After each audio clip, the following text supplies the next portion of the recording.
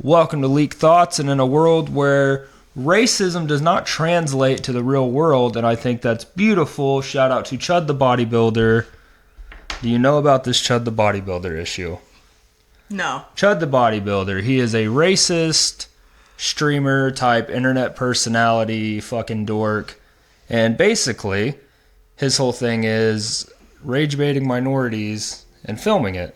And then he films stuff and he talks about how, you know, black people are chimping out, stuff like that. Stuff that are very racist. So, anyways, this fucking idiot, he did this in person on someone with no cameras rolling. He did this to a gentleman that was not white, and he got his ass whooped, pretty much. Hell yeah. He got his ass whooped at a gas station or wherever, and it's beautiful. His bond is set at $1.25 million, so he's probably not getting out. Just to get out of jail? And they're going to be chimping out on his beehole. That's what's going to be happening. Why does he do this? Why? Because he's a fucking idiot. Here's the problem. The reason that these people are doing this now is because everything is racist now. Which this is not like a virtue like, oh, I'm not allowed to be racist anymore. It's not that. The issue is everything has been pushed so far one way to where it's like, hey, this is racist. Whatever. That's racist. This is racist. Just being a white man's racist. And whatever. White men have been racist in the past and still are racist. Everybody is capable of being racist. That's not the problem. You can acknowledge racism if it's racist. But for simple people like Chud the Bodybuilder and all the people that put the fucking crowns on their head because the guy on the airplane, a lot of them, the guy on the airplane with the Burger King crown. What are you talking? There's a meme, a popular meme. There's a guy on an airplane. He has the Burger King crown and he yells the N-word on an airplane. And this is popular? Yes. I'm chronically online and I've never seen this. So it's popular. Well, your feed's not racist. True. My feed is very fun and it's cultivated towards me. Now, here's the problem. All of these people think racism is funny, and humor in racism has its place, sure. Such as like Blazing Saddles. They do it in a lot of media. Tastefully, if it's funny, it's funny, right? These people have taken it so far to be as, oh, I can be blatantly racist as a bit, and it will be funny. Now, the problem with that is if you decide to act like this in person towards somebody and you're not friends with them. This is not a lighthearted venture of being like, if you have black friends, Mexican friends, whatever, if they're cool with you making jokes, it can be funny then. It can be funny because you just make fun of your friends for everything anyways. However, these people are not your friends. Don't be a fucking idiot. Don't go over and tell a black person, ask them if they're going to chimp out, be surprised when they rock your shit, and then try to pull a gun on them, not be able to use it, and end up hurting your fucking self. So not only he pulled a gun on this guy after the guy... He pulled a gun out. He pulled a gun because this guy started whooping his ass. And this is the problem with these types of people, these rich white boys that are like, hey, I'm just going to pull a gun if I'm getting beat up. And it's, you know, you are a pussy if you pull a gun in a fist fight. Yeah. Right?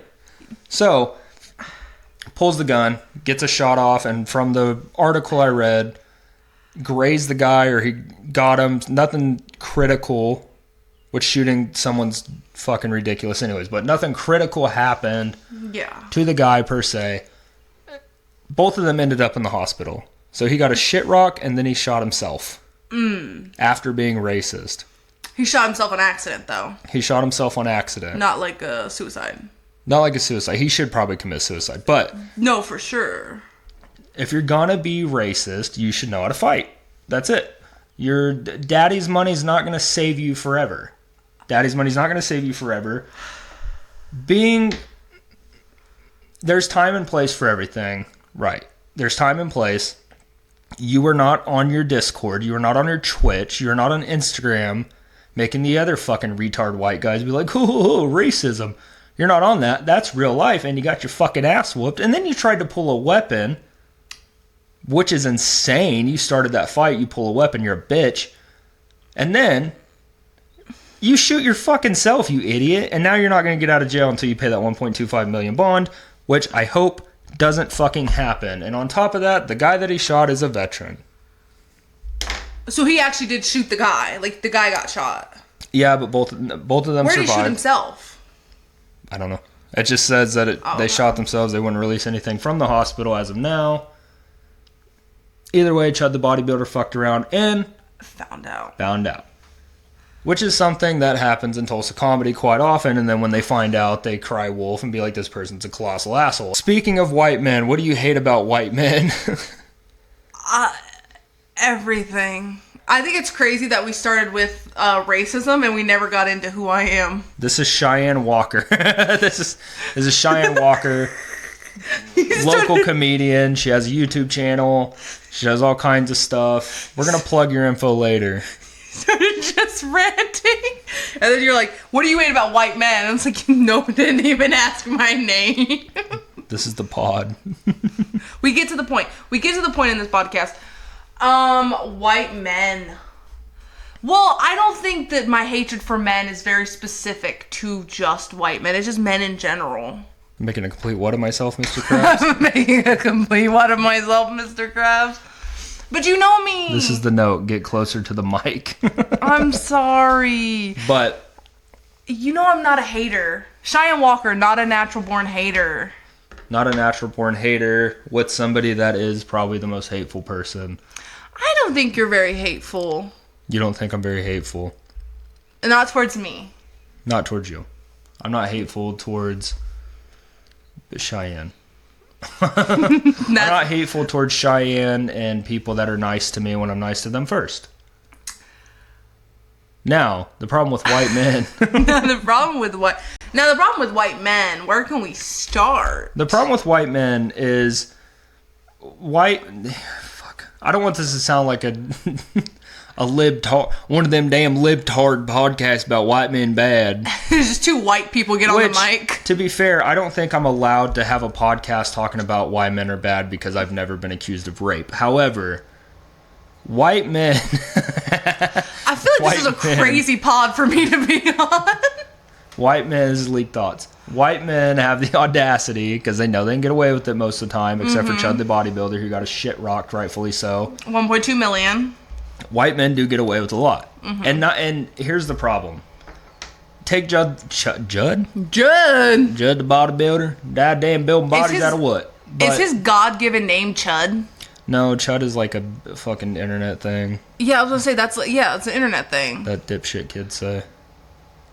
I don't know what Chud means, honestly. I think Chud's like the opposite of Chad, maybe. I thought Chud was like ugly. Like someone's like, I hate my Chud life. Like it's like shit. Yeah, like you're a piece of shit. Yeah, like shit, ugly, fat. It's a broke mind virus. Me to myself in the mirror. Chud. I'm such a Chud. I hate my Chud life. I hate my Chud life. I don't have a Chud life. I don't know. I don't think a Chud life is like divorced dad eating Hamburger Helper and listening to Stone Sour. I don't think that's a Chud life. I think that's a God-fearing life. I need to cry for help. But no, the problem is men. I'm not going to get into stereotypes. Let's just stick on white men. The problem with white men is that they have the audacity and that they've gone so far the other way to be like your typical white man. You see it in media, you see it in whatever is very popular to see like a very sweet, fat, nerdy kid, straight A's, his mother loves him, the next day he's fucking goth, like Vito Jr. He's goth, he's killing cats. That is the white man arc. Is one day you go, wow, my life is too good. My parents love me. My grades are good. I get everything I want, but I'm so damn sad. I should fuck it up. I should fuck this up for attention. We're just sticking on. This is a woman supporting podcast today, so we're just sticking with the fellas. Yeah, we don't hate women over here. But that's the thing too, is with the internet, with everything else, white men have taken it as, well, I need to be heard. Which I don't think a white man should ever say. I think they should if they have a fucking point, but if your point is, hey, look how fucking edgy and cool I can be, shut the fuck up. Like Chud. Like Chud the bodybuilder. It is annoying. It is very annoying when You... Me? No. White man with the podcast, by the way. Yeah, I was going to say white male.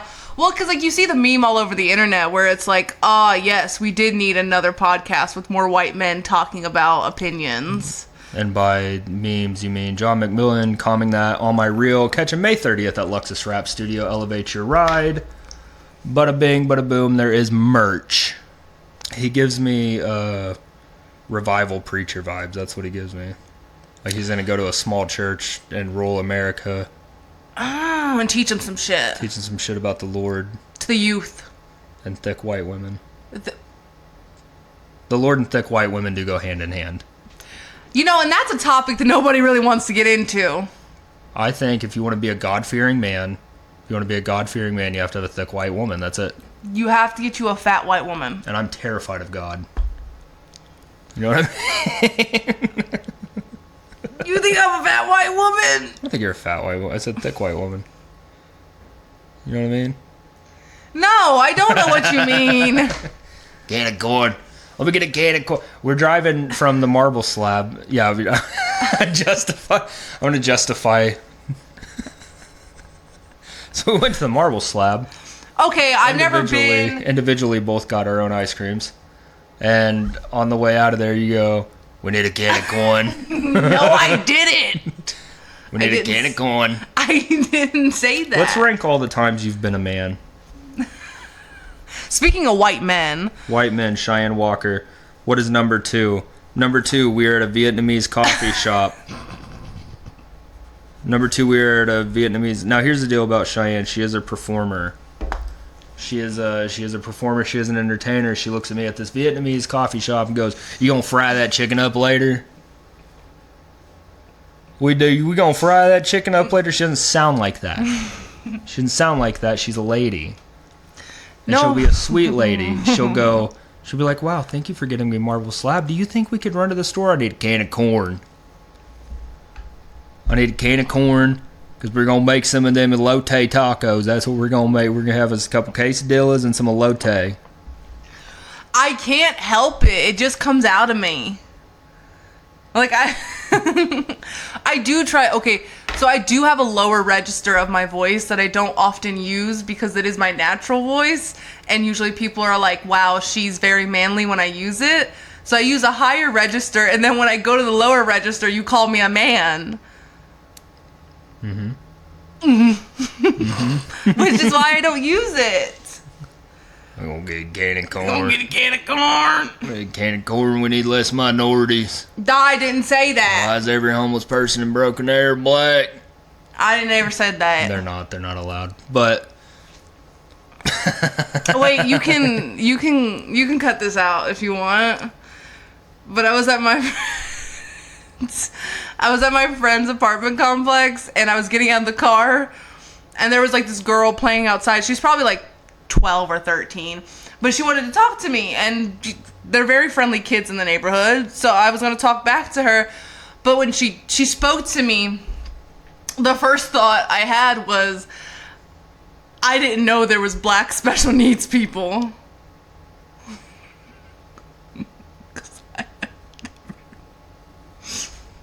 They come in all shapes and sizes. I've never met one.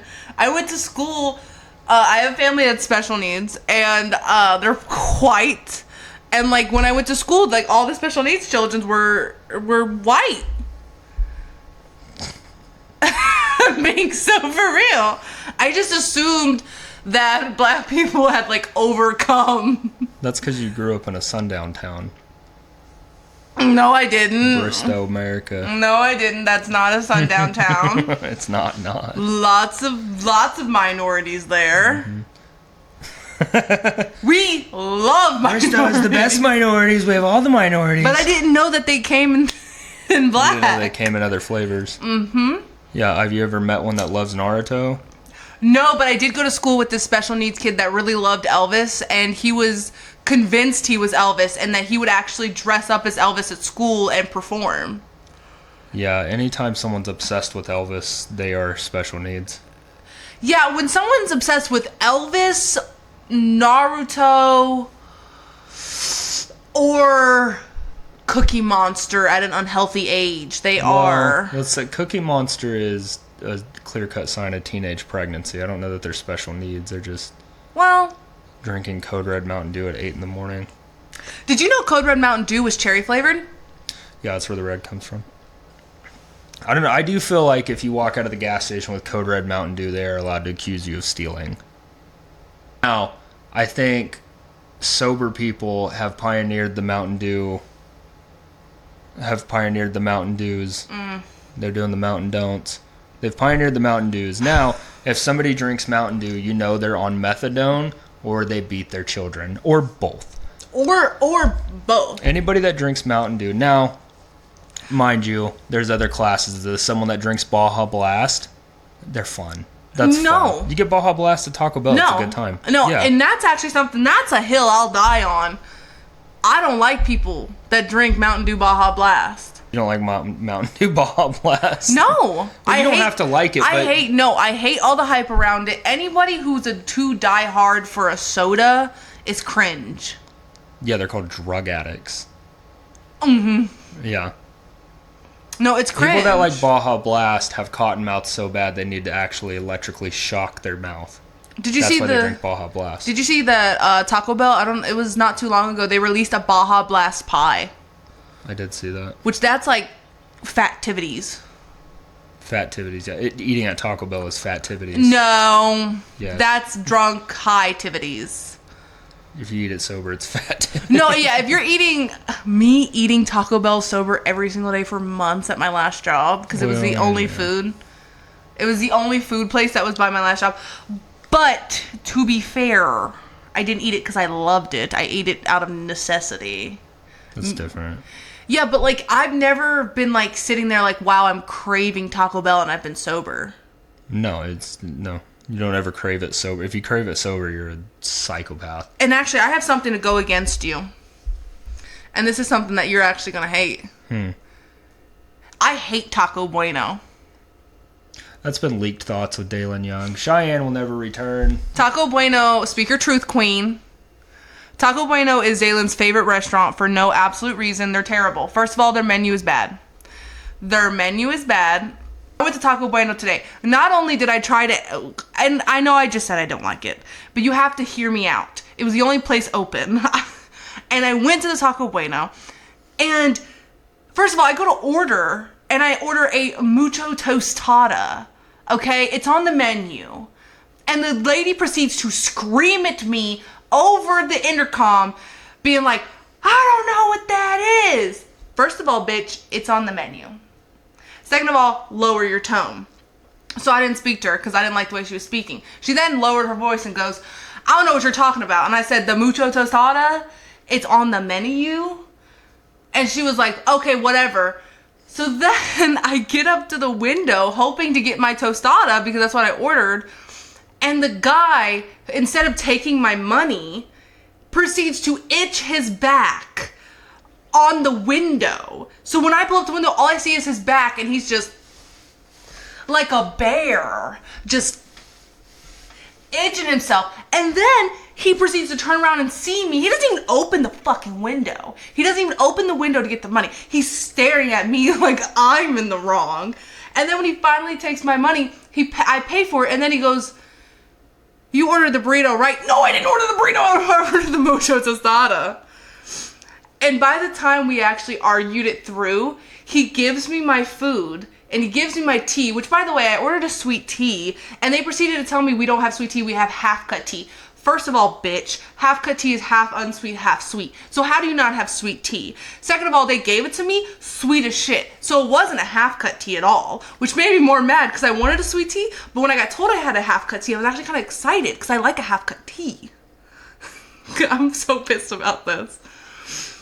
And right when I was about to get my food, he has it in his hand, like handing me the food, and then proceeds to stand back, and there's like a wall corner, like right beside him, and itch his back again before he gives me the food.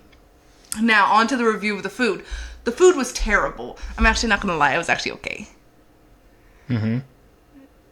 But I will never be going back.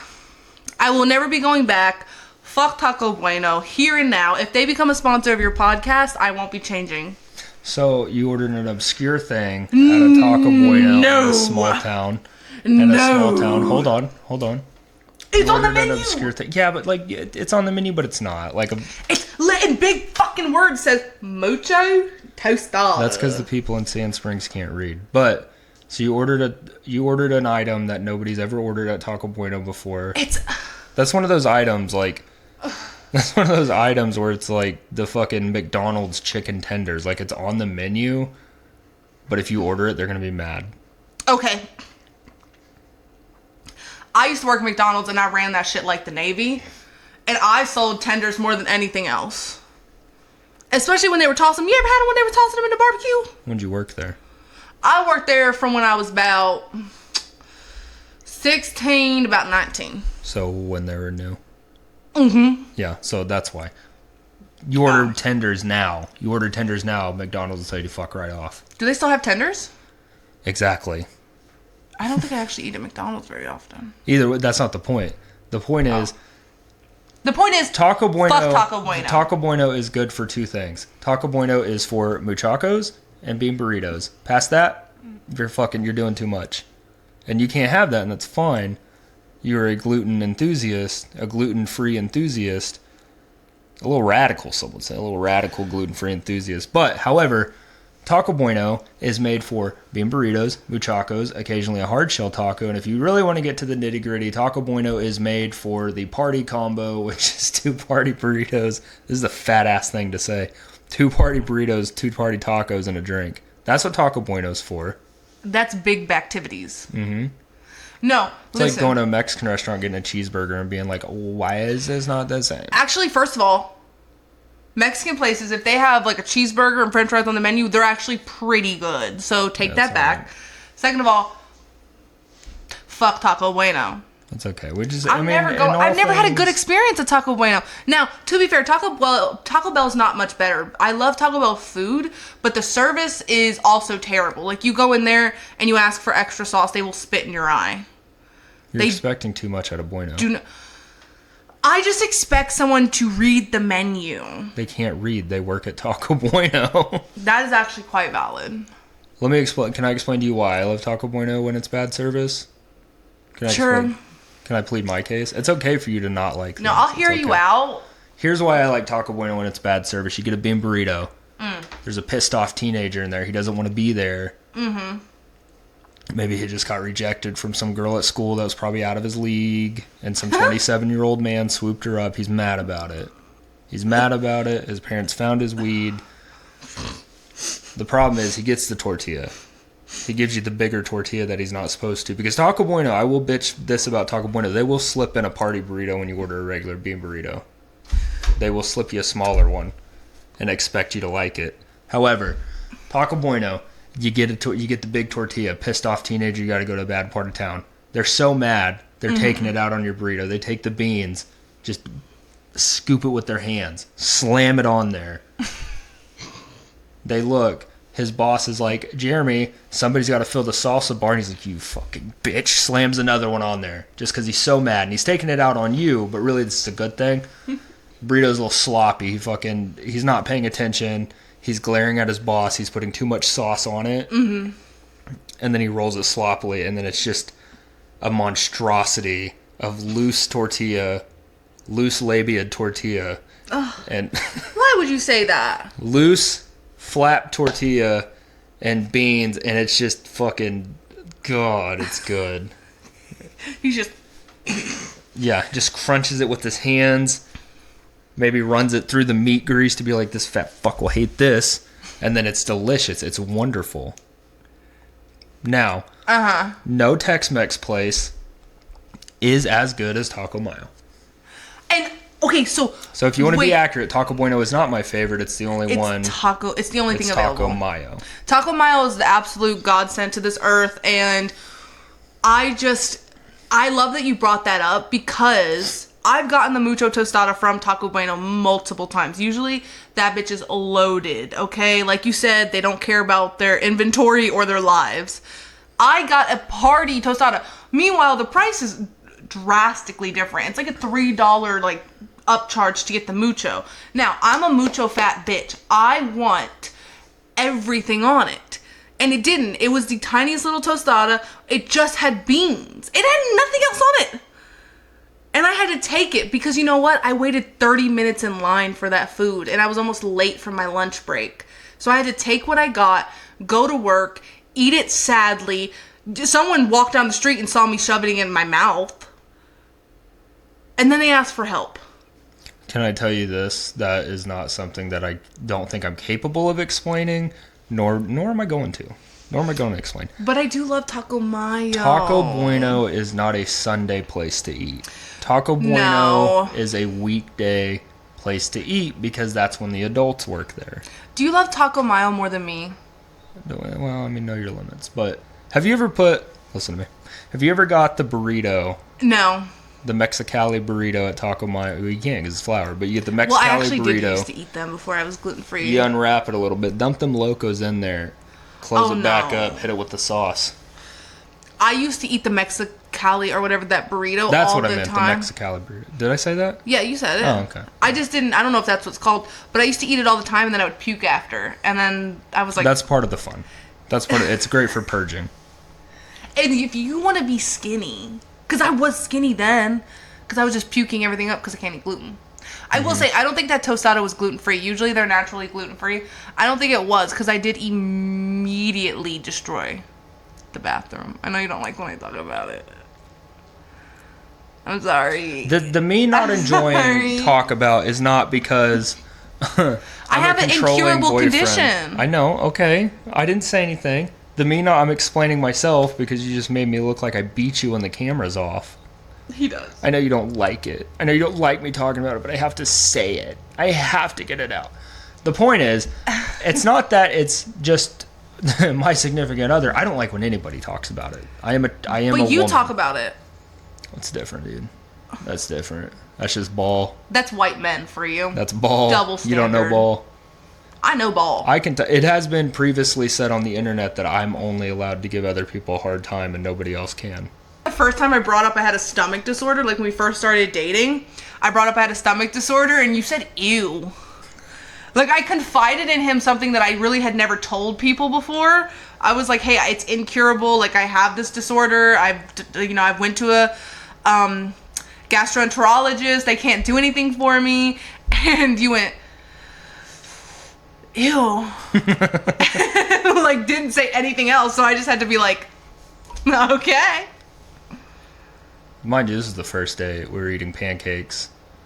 We're eating pancakes. When else was I supposed to tell you? Gluten-free pancakes, and you go, hey, I occasionally shit my pants. That's what you said. No, I've never shit my pants. I've almost. You said that you are Marlon Wayans from White Chicks, and you have gluten. Move, bitch! Like. Yeah. And you know what? I think that is acceptable. That's a good way to find out if you actually like somebody on a first date, is talk about your bowel disorders. Because, and I have Which to I get will it say out this, there. that is more refreshing. That is more refreshing for somebody to be like, I have a bowel disorder, versus the fucking story you get from every date when you get close to turning 30. Every date you go on is the same story about baby daddies from every woman. I was going to say it's always the same thing. I had to get out of there. He was abusive. And it's like, oh, was he abusive, or did he get mad at you for putting your pussy on the internet? And then you date them for like a month and you're like, oh, okay, no, he wasn't abusive. You earned it. Is this like a personal story? Yeah. This is just venting hour? I'm over here talking about my That's what the whole disorder. podcast is a vent. So you went, yeah, and then she fucking texts you and she tells you. Bitch. That stupid bitch from Muskogee. No, I do think it's a good... I think one thing about me is I am very completely honest. Cheyenne Walker, very honest, not a natural born hater. And I really wanted you to know. I wanted you to know everything about me so that nothing would surprise you. But it is very funny that hearing that I have an incurable bowel disorder and shit my pants is easier than saying that I have 2 kids by 3 different dads. Well, yeah. Well, because you can handle a bowel disorder, you go, okay, I will avoid gluten. And I do avoid gluten for you. I say, we'll avoid gluten. That's easier than having to sit there and nod and eat. Because Because you know, the second that a woman's like, my baby daddy, you're like, oh, fuck this shit again. You're like, all right, let me have it. Your baby daddy did what? Yeah, he didn't appreciate you. Okay. Mm-hmm. You did nothing wrong. You did nothing wrong.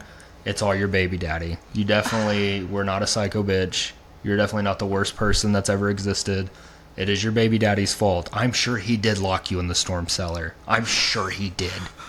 I'm sure he grabbed you by your hair and your belt in front of your child and said, get in the fucking storm cellar, bitch. I'm sure that happened, but you still share 50-50 custody. So you're more worried about going to the... Let me rant on this. You're more worried about going to the Whiskey 918, popping pussy, than you are your husband, ex-husband, baby daddy, potentially throwing your fucking children in the storm cellar because that happened. Which really you mean, hey, he found my fucking private Snapchat, my old Snapchat, that I said I didn't delete because it has pictures of my kids on it from when they were babies. You can download that to the cloud, by the way. Save it on Facebook. But also, you have 50-50 custody with the guy and then tell everybody who abused you you're a fucking idiot and you look like a terrible mother. Anyways, about this bowel disorder. Yeah, the thing about me hard is... for me to stomach. There we go. Amy, you don't know how it is. No, I know how your bowel disorder is because you being gluten-free and then me eating gluten-free stuff in turn makes me more pro-gluten to where my stomach rejects the gluten-free stuff. Oh, yeah. Okay, so on my channel, I had him review some of my favorite gluten-free foods, and we tried some new ones. And you would have thought that, like, you ate rat poison. It wasn't that bad. People can see this video, by the way. They know it's not that bad. No, you don't. No, the aftermath. The aftermath is what I'm talking about. Yeah. You got a bowel disorder from eating my food. I got an ulcer from eating your food. That's what I'm saying. You would have thought that you ate rat poison the way that you were like reacting to it after we cut the cameras. My body is built for Hamburger Helper, Bud Light, and full-body Dr. Peppers. It is not built to avoid gluten. Full body. Not diet. A curvaceous Dr. Pepper. A nice thick Dr. Pepper, nice thick syrup Dr. Pepper. That's what my body's built for. My body, here's the problem, is I can gut Copenhagen. I don't have to spit, and it doesn't give me a reaction. I can put it in first thing in the morning, drink a cup of black coffee, I'm not going to shit my pants. You give me a slice of gluten-free food, just the smallest of gluten-free food, my body is like, we are clearing out. Everybody get out. Remember when... Get out, that's what it says. And then... Get out! I am, like, knees buckled by my ears in the bathroom for 6 days. And then you'll say, hey, guess what? I have to make another YouTube video this second. This second, I have to make another YouTube video, and guess what? You are eating something gluten-free again. I know you just got over it. You're about to have razor blades in your stomach again. That's what happens. No, the bagels did not make you sick. No, the bagels were lovely. Because I made them homemade. It's because the Lord was walking with me that day. I looked behind me and there was some extra footprints behind me. When you were getting mad at me for not filming certain parts, I was on my knees praying in the bedroom. And I was saying, good Lord. Dear Lord, even. Dear Lord, Jesus in the heavens. Mm-hmm. I am your faithful servant. I'm about to be tested by battle. Oh my God. It's a gluten-free bagel. Mm-hmm. You are not God's strongest soldier for eating a gluten-free bagel. Soldier. I don't know why you want to admit that I'm God's strongest soldier for eating a bagel. A gluten-free bagel. A gluten-free bagel. You're fine. It was the strawberry cream cheese that kept me. Strawberry cream cheese is good. Do you remember when... Okay, so... back to having a chronic bowel disorder. That's what this episode's about. It's Cheyenne chronic bowel disorder. We started with serious... Racism is bad, and then it's... Racism is bad! What else do you want me to say on it? Don't do it! Being Stop! gluten-free is racist. No. Name one black gluten-free person that'll admit it. There you go. I don't know every gluten-free person. That's racist. That's like going up to a person of color and being like, hey, do you know this person of color? No, I don't know every gluten-free person. I don't even know another gluten-free person. I'm the only gluten-free person in my friend group. And your friend group's black, because black people can't be gluten-free. That's the point. You know who really can't Black be gluten-free? people can't be gluten-free or have special needs. Or have special needs. Black people can be gluten-free. I've met a black gluten-free person. That's nice. They make it their whole personality, which is better than stealing, I guess. But you know who actually can't be gluten-free? Mexicans. A lot of Mexican food is naturally gluten-free, so I really... There's no way they're gluten-free. No, I think they are. Actually, I'm going to negate that bitch, because if you go to Target right now, there's a brand, I think it's called... Mexicans don't shop at Target. No, first of all, fuck you. There's a brand called Siete or Siete, I don't know. I'm not Hispanic. But it's a Hispanic-owned company, a family-owned company, where they make gluten-free cookies and like cookie bars and stuff, and they're very delicious. Actually, if I could be real with you, most of them are not good, but there are some that are good, but it's made by a Hispanic family. You've never loved me. We're passing notes. Never loved me. The note said, please be on my side so I don't end up like Chud the bodybuilder. Back to bowel disorders. Which I never will, because I don't have that discipline. I do, like... The problem is I have a child to raise, and I can't focus. I mean, I can focus on my body. No, I think the problem is you're not a racist piece of shit. That's... Not yet. Not yet. We're working towards That's the next evolution of a white man, though. The evolution of a white man is either to become, like, a cool, older man, or to become a racist. Like, I think those are the only two pathways you can have as a white man. A lot of the white guys that do end up being racist just are not mature. They haven't matured out of it. Or you're doing it to be edgy and cool and you don't actually believe this shit. You're just annoying. I don't know much about that. I didn't really interact with white men a lot growing up, but... You were in the streets. You were in the streets. I was not in the streets. Yeah, hoodlum. But I did have what some would call black friends. And also, I was talking about this with my black friends the other day. One of my black friends' families owns a black church in our town, and easily the best people.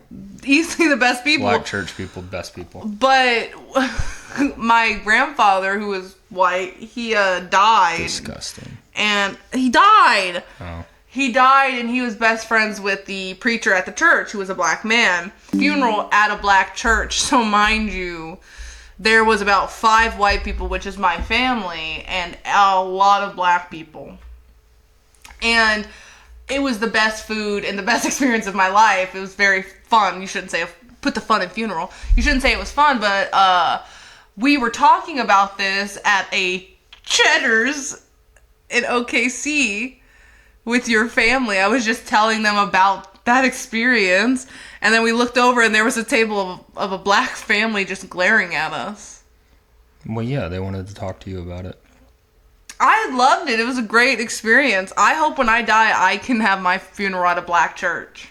That's what I want. Actually, no, I'm going to stay firm on it. I want my body catapulted off a building. But, no, but well, what if growing it kills up... someone else? Where are you going to get catapulted to? I give a fuck. I'm going to get catapulted. Here's what I'm going to do. What? Whatever comedian I'm beefing with at that time I die. Wherever they have a showcase, because if they're beefing with me, they're not fucking, whatever. Wherever they're having a showcase, when they get announced on stage, I'm going to have, TK. Mm-hmm. My baby boy TK is in charge of the catapult. He already knows this. Yeah. And if he dies before me, it goes down to King. And if, God forbid, King dies before me... Does it go to me? I can't trust you with that. I can't trust you to... I have to die before you, though. I can't watch you die. I can't trust you to axe the rope. I won't. I don't think you'd enjoy it either. My friends would enjoy it. No, I would not enjoy that at all. Because I want Yellow Ledbetter playing on a JBL. Excuse me. What's that? It's a Pearl Jam song. It's a beautiful song. It'll make you cry. But... I'll show you a Pearl Jam. What? I want Yellow Ledbetter playing on a JBL. I want one of my friends holding it above their head. And then I want somebody to axe the catapult. I have picked them out a costume. They have a leather hood on. A leather hood? They have just a leather Do they have a ball full-on gag? hood. It's not sexual. This is beautiful. This is medieval stuff. It's not sexual. How dare you? How dare you? Either way. Whatever comedian I'm having beef with, right when they get announced on stage, cue the Pearl Jam. They're going to lift the axe above their head, hit the rope. I'm going to go flying. And, like, I know nobody's going to see this, but in the biopic of my life, yeah, I'm going to be full on cartwheeling through the air. Smile on my face. I'm dead. Smile on my face. What are you wearing?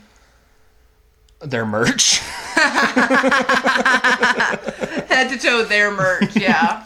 Their merch. I'm going to be wearing merch from Luxus Rap Studio. Luxus Rap Studio, check us out, Elevate May 30th. your ride. Paint's dead, bitch. But anyways, I'm going to be cartwheeling through the air, and they're going to get in their first dumb joke, and I'm assuming the person I'm beefing with probably has a joke about me. I'm a narcissist. They probably have a joke about me. And yeah, it's going to be the first joke, obviously. Yeah, their opener, they're going to be like, well, I mean, I can't even write the joke for them because I'm not that unfunny, but here's the deal. I'm going to come crashing through the roof, and then I'm going to kill them in front of their family. I'm going to splatter all over the front row, and they're going to be like, Dalen killed. That's the last time Dalen Young killed. That's the last time Dalen Young killed. And then everybody underneath their seats, I'm assuming this set's going to be at the Looney Bin.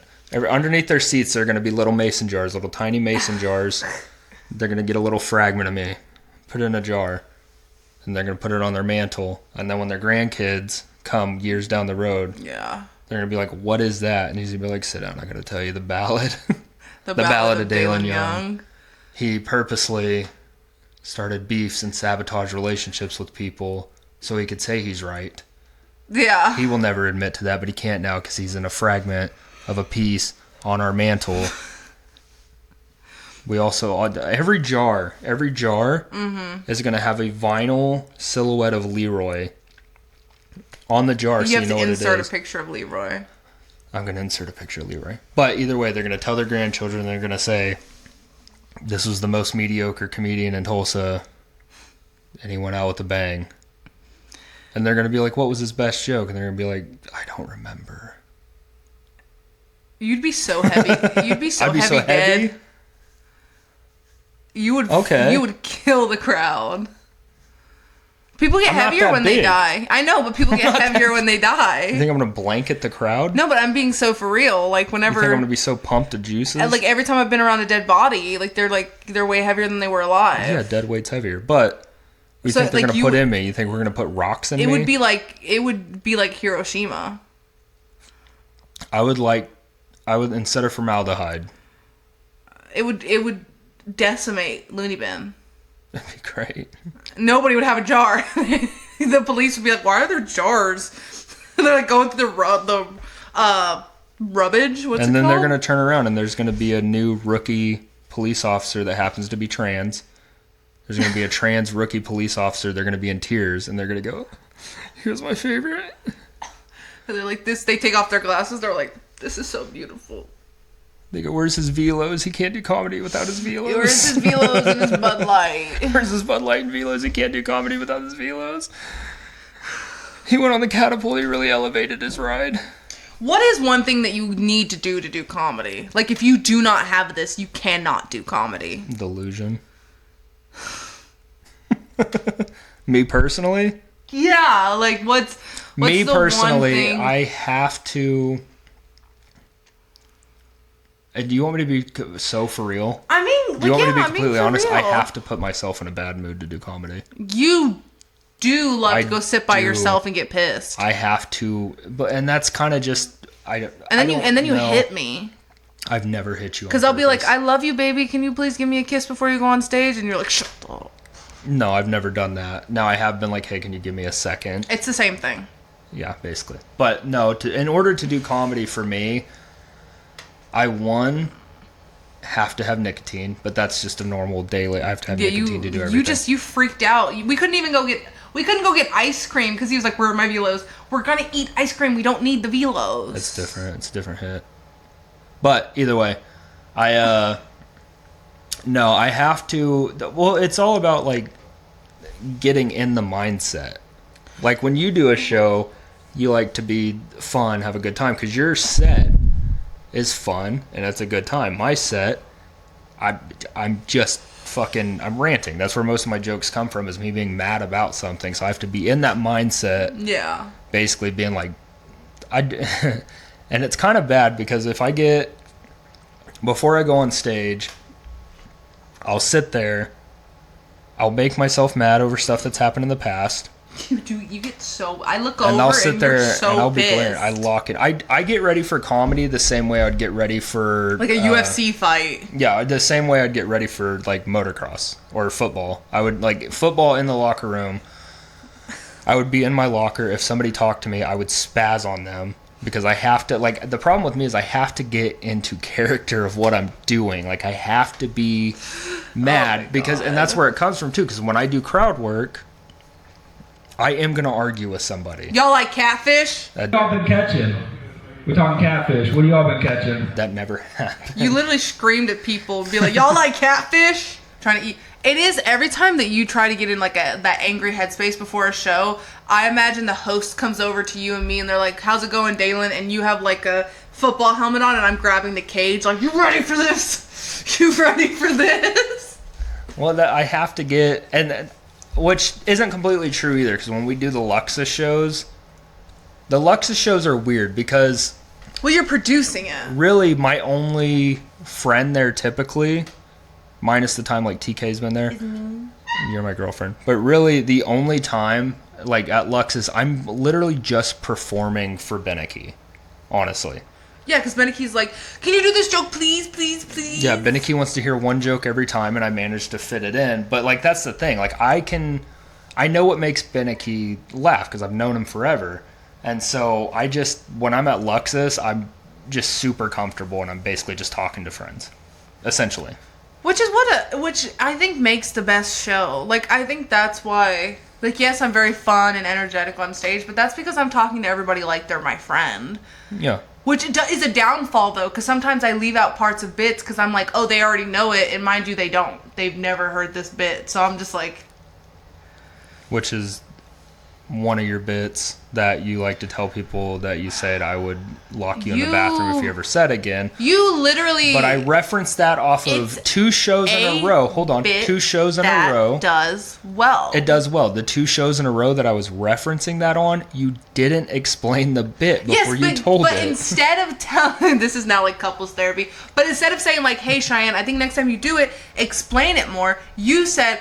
I don't think they liked it because it's like an inside joke between friends. That's not how I said it. Word. You asked me. That is Hold on. For word. Hold on. Pause. What you say. Pause. No, it's not.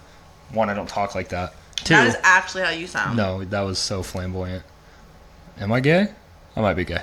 But what I said was off of leaked thoughts, and we're leaking thoughts, you know what I mean? I'll show you a leaked thought. We're leaking out of the closet. What? But, no. It was 2 shows in a row. Mind you, at this point, we were doing a lot of shows. Together. Doing a lot of the same sets. And so, It's called working out. And I think if you're going to be good for somebody's comedy, you have to tell them the truth. And those 2 shows, the first one was fine. You explained it. It did well. The second time it didn't, because you were like, oh, it bombed. I go, this is why it bombed. Yeah, but if I try to tell you what I think about your joke, you immediately are like, wow, you've never thought I was funny. You do the same thing. I literally Yes, you don't. do. You go, so I'm the most unfunny bitch alive. That's what you say. I've never said You go, I should that. quit comedy and kill myself. That's what you say. That is what I say. If I'm like, hey, maybe... If I'm like, hey, I have a tag for your joke, you're like, well, see, this is why I think people think you're not funny. That's what you say. And I go, okay, well, that's fine. That's not what I was... But no, it's cool. Yeah, don't listen to me. That's what happens. Well, no, I think it's also because we have such different comedy styles that sometimes you will tell me a way to say a joke, and then I just nod my head, and I'm just like, I'm not using that. And it's not because it's not funny, but it's because it doesn't sound like me. But that's because it has like an undertone of hatred in it, and that's not really... Cheyenne Young, not a natural... Cheyenne Young? Hey. Cheyenne Walker, not a natural born hater. But either way, no, we are very different. We have very different comedy styles. You didn't even ask me what I need to get ready for. We're getting there. We're still explaining me. Not everything's about you. You asked me. Leaked thoughts with Dalen Young. But no, I have to get in a headspace. I have to listen to a Millie by Lil Wayne, and that's about it. You do not. Every time we go to an open mic or a show, you're like, Cheyenne, can you play and then like insert. Yeah, right before I go up, music. I have my phone to my ear and I'm listening to a Millie. You are such a clout chaser. You do not listen to a Millie. Is a Millie chasing clout? No. Is that clout to listen to a Millie? That's pretty cringe nowadays. No, but I just felt like I wanted to say it. You just wanted to be mean to me about a question you asked. Yeah. What do you need to get prepared for comedy? 17 White Claws? What do you need to get prepared for comedy? Cut the fucking film. What do you need to get prepared for comedy? I don't know. I don't want to say because it's fat. It's just, that's not fat.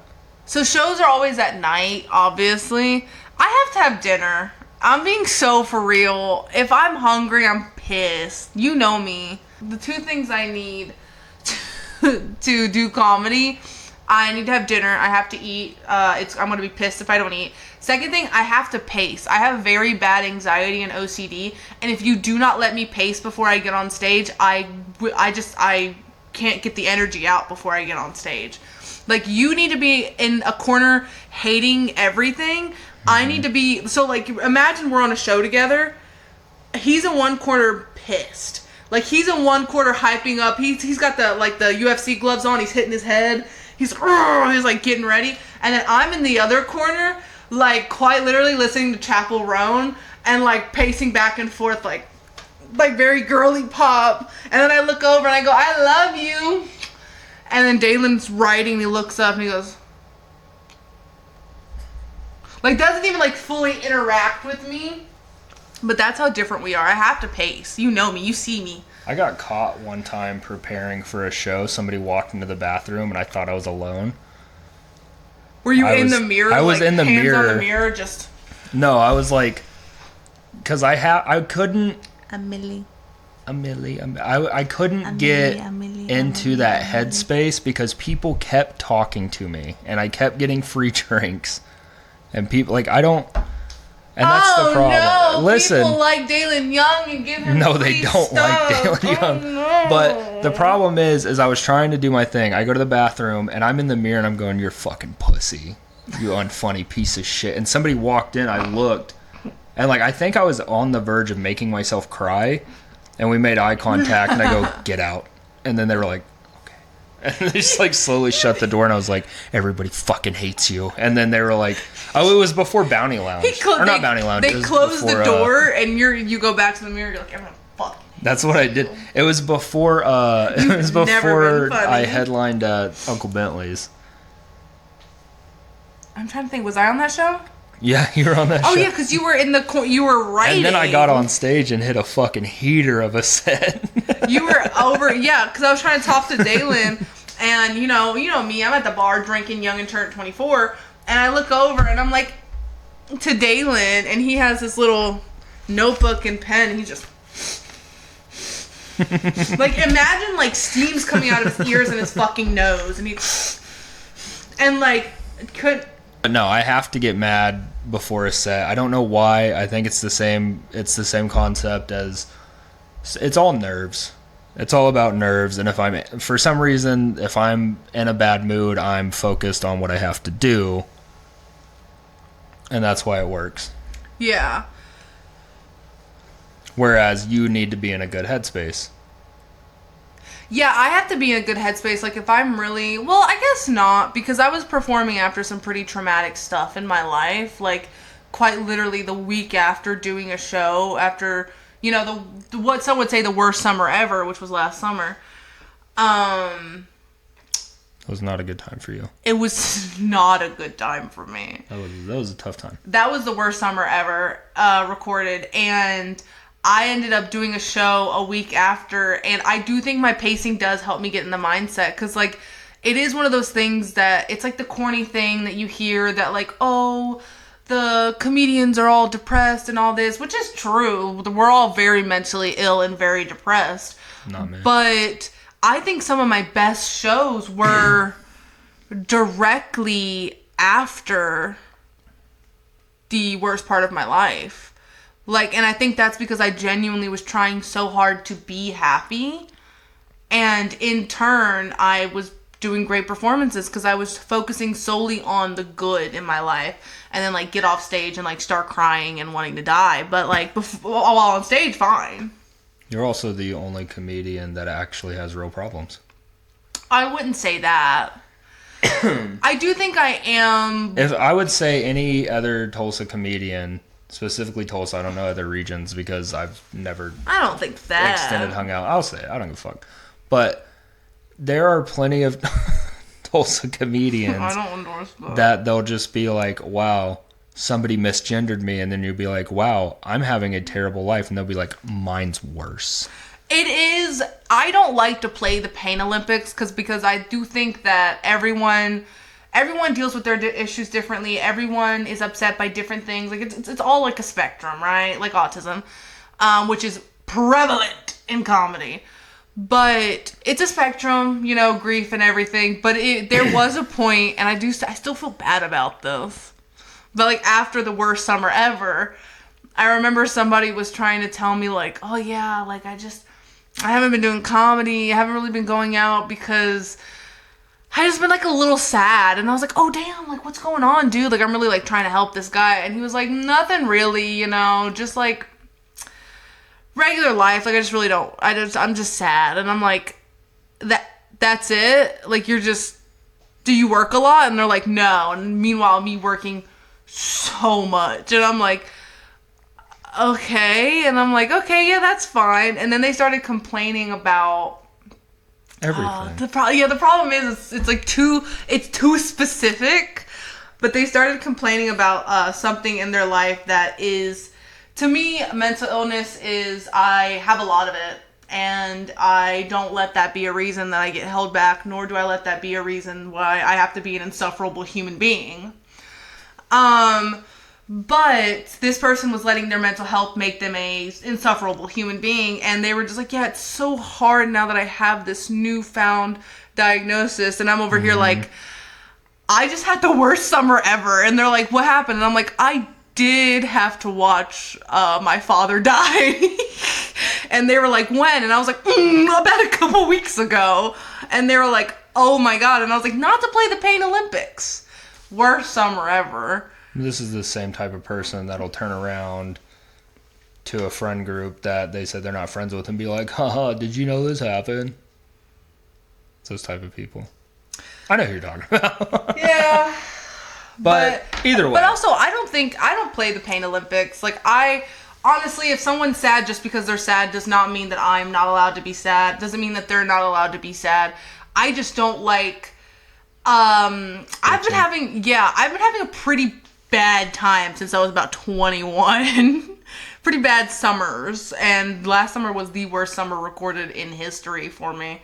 And that's why whenever I hear all these problems come up in comedy or comics talk about these problems, I just don't care. I don't care. I have too much shit in my own like personal life to care what someone thinks of me. Even the stuff that goes on with you, I just couldn't care less what people think. We have recorded worse summer. Not to play the Pain Olympics, my summer was worse. But, your summer was worse than mine, yeah. But you were there during my worst summer recorded.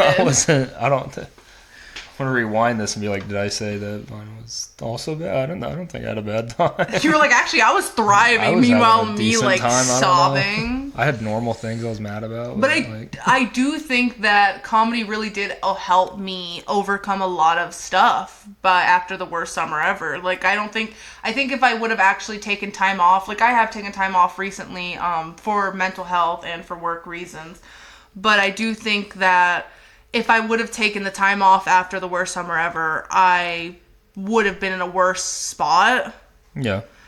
But, like, I do genuinely think it is true that comedians who are the funniest tend to have the absolute worst lives. But I do think that's, like, what is it, the jester curse, the fool's curse? Oh, no, that's so good. Don't say that. You got back on the horse. You got knocked off the horse, you got back on. The jester's curse is gay. Because the jester's curse is like, oh, this thing I choose to do makes me sad. Oh, is that what that is? Basically. It's a saying you have the jester's curse is formatted for people that don't have real problems, and they're like, I'm the funny one in the group. I'm the funny one in the group, and I'm so sad. Oh. Basically, that's how people use it. But yeah, the jester's curse is you put on a happy face in the midst of you being just devastated, so that you can make people laugh. Oh yeah, I definitely don't do that. But also, it's this is I'll get into this probably another episode. But saying you have something like the jester's curse, you're a bitch. Like, you're just a pussy, dude. Grow up. Really? I am the jester's curse. Stop doing comedy. I thought the jester's curse was being like, you choose to do comedy despite the hardships you face. You choose to make people laugh. That's what I just said, and you just were like, yeah, I don't have that. No, that I guess I do. We all do, essentially, but it's, you might be the only person that I would be like, yes, you do. Yeah, But most people that use it are like, fuck, my boss asked me to work 8 hours today, and I couldn't be at home. I have the jester's curse. I'm so sad. Oh. Yeah. It's the same people that are like, when someone who actually has OCD tells somebody like, I have OCD, and then somebody's like, I can't have post-it notes even on my desk. You're like, not the same. That, nothing pisses me off more. This is actually where the hater comes in, than when I do mention I have OCD, and they're like, yeah, if my house gets like a little dirty, I have to really clean it. And I'm like, no. Like, the ramifications that I had to go through therapy for my OCD specifically, for me to be a functioning human in society. So it is crazy to me when people do that. The same thing with like, I guess I shouldn't. I was gonna say the same thing with like PTSD. When I tell people I have PTSD, and they're like, yeah, one time my dad screamed at me when I was younger, so if someone yells at me now, I get a little upset. And I'm like, no, if people, I can't watch movies that have death in it. I mean, I can't. PTSD is varying things. Like, it's not I think girls that have gone through, or people, not just girls, people that have gone through very traumatic things, where it's like, say rape, for instance. Somebody that has been raped has real PTSD more so than like a soldier, I think. Yeah. Because it's one of those things where PTSD comes from, it has different forms. Some people have thicker skin, some people are soft as shit, and so PTSD, basically, you take something awful that happened that was actually bad, out of your control, happened to you, take years to get over that, you still have flashes being like, oh no, that PTSD. But then you take somebody, I think you have the conversation with somebody, the dog's barking. You saw our last episode, baby girl. But you take somebody that's like, my dad expected me to do my homework and stop flirting with boys, and they'll be like, I have PTSD, that's why I'm a whore now, or, dudes. It becomes an excuse and not... It's the same thing with dudes, where it's like, especially in sports, there's two types of sports parents. Parents that are like, oh, my kid's just doing this for a hobby, this is fun, those kids are bad at sports. And then there's parents that are living vicariously through you, that adjust all your decisions growing up as an adult to where you're like, I have to do this or I'm going to actually get fucked up. Oh, Versus there's such varying degrees, and then again, it's, it's kind of, you can't compare individual experience to somebody else's because everybody's unique, everybody has problems. Like, you take somebody that was, in combat situations, they have PTSD, they saw horrible things, they had to do things they weren't comfortable with, they come back, they can't adjust. Yes, PTSD. On the same hand, a girl that got followed to her car can say she has the same, and they're both equal. Because it's like, a lot of this was out of your control. A lot of this is, you can have PTSD from this. But people love to use PTSD for bullshit. Well, people love to use therapy terms in regular life and overuse them to the point that they mean absolutely nothing. Yeah. That's what I was saying. Like, I'm not talking about people who have diagnosed PT. If you are not diagnosed with something, I do not want to hear it. And I hate to say that. I hate to be that person, because everybody and their brother is like, well, I didn't I just think I have it. I've read all the symptoms. No, like, I have been tested for every mental disorder. Like, I went for autism, Asperger's, everything that they thought I had, and, like, I've been through extensive testing. And yes, some people are not able to get testing, and that, that's a whole different wheelhouse to get into.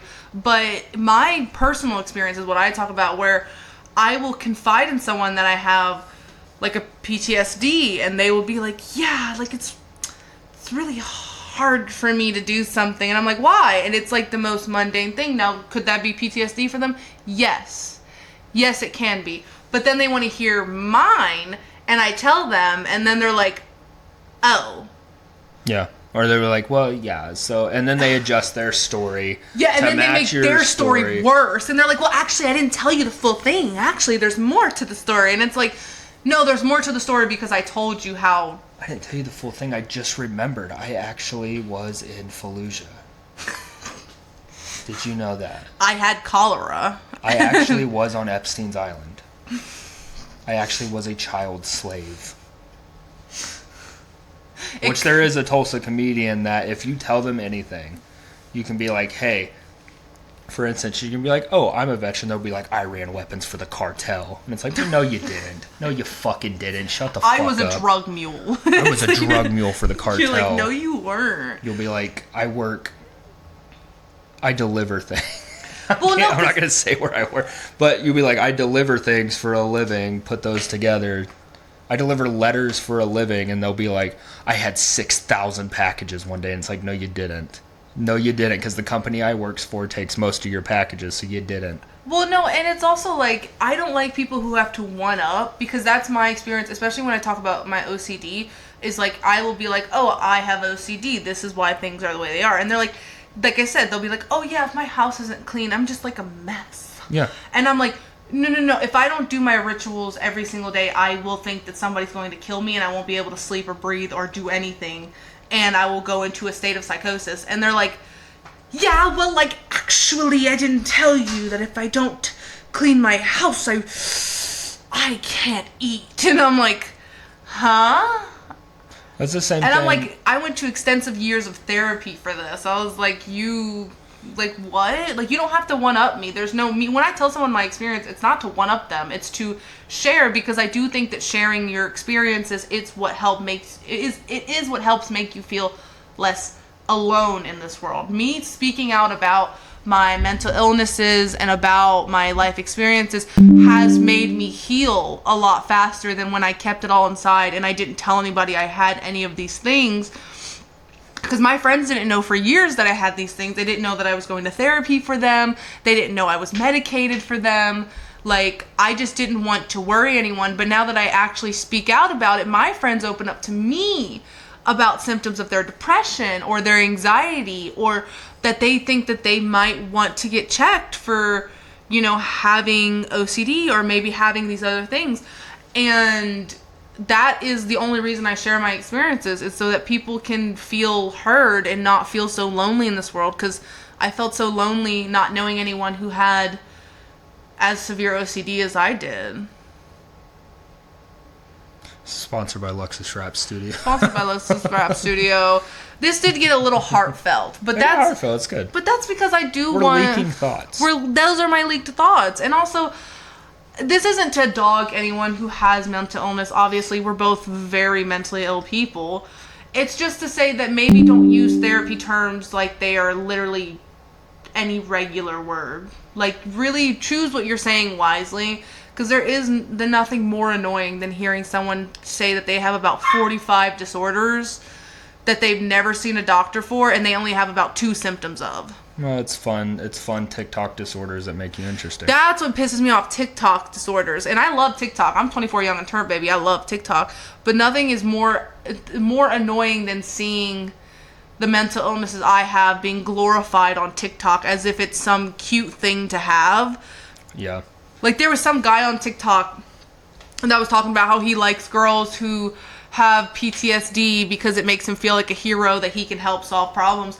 And it's so crazy to say that, because it's like, first of all, being with someone would never cure my PTSD. His name's Chud the Bodybuilder. His name's Chud the Bodybuilder. But 1.2 million if you want to get them out. But, huh? 1.25. 1.25? Yeah, you get the extra 5. No, I see as a guy, I see I only date women that have PTSD so I can feel like a hero. It's like, no, you only date women that have PTSD because, they're easy to manipulate. They're yes, that's my experience with dating before you, is that I would confide in them that I have these disorders because I think you should be very honest with the people you date about the things that are wrong with you. Not that it's wrong, but like things that you deal with. Things that make you a monster. Why are you fucked Stop. up? No. Things that are different about you. Hide in a cave. No. You're a mistake. No. Things that make you different. And I've told guys that, like, I have these things, and they're like... Guys. You've been talking to me, guys. But I've told them these things, and they're like... I'll never let that happen to you. And they won't even know what my PTSD's from. And I'm like, it's from watching my parents die, you fucking freak. What are you gonna stop death, dude? Like, no. Like, they'll never let it happen. They'll never let it happen again because they're dead. She's screeching because she's pissed. Screeching, she's pissed because she can see us through the door and we're at the dinner table. And the dinner table to her means she's gonna get food and she's not. She doesn't get picked up and put on a podcast. I can't believe you put her on that podcast. She's been on several, not of mine, but when we had Section 8.5, she was on a couple of them too. And I didn't even sign like a media release for you to put my child. No, you just, but basically I go after dogs with PTSD so I can feel like a hero. She does have PTSD. She has PTSD. I remember. She is a wiener. I remember taking my cat. My cat was like vomiting, like randomly for like months. Like she would just vomit sometimes, and I finally took her to the vet. And we did I spent so much money on testing to make sure she was okay, to make sure she didn't have anything wrong with her. And the doctor came back and was like, she has anxiety. And I was like, this bitch, I have anxiety. Fucking cat has anxiety. She has anxiety, and he was like, well, there's things she can take. And I'm like, I'm not putting my baby on pills. I looked like a monster when I took Atticus to the vet, or I'll put a picture of him up right here. When I took Atticus to the vet. No, a different time. Oh. Took him to the vet for something, and I was like, why is he acting like this? And they told me that. They go, oh, well, he might have depression. I go, he doesn't have depression, he's just fat as shit.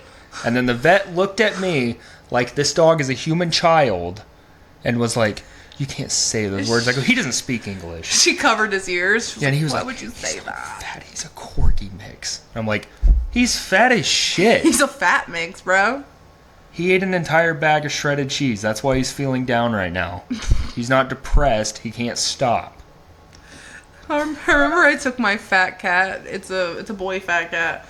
To the vet, and the vet was like, has she been around male cats? She could be pregnant. And I was like, well, she can't because she's a boy.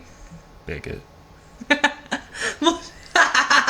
But I remember the vet looking at me like, oh my God, why would you say? And I'm like, first of all, he's a boy cat and he's just fat.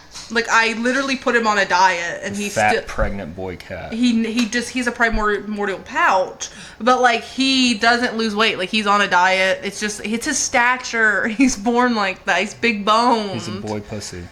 He's a big boned boy. That should be the name of the episode. Big boned boy. Is it Bill? Yeah, Bill. Bill the big boned boy. Bill. I think we did it. I think we did it. I think we did it. I think we poured our hearts, our souls out. I leaked all my thoughts. Oh, they're all over the floor. Ew.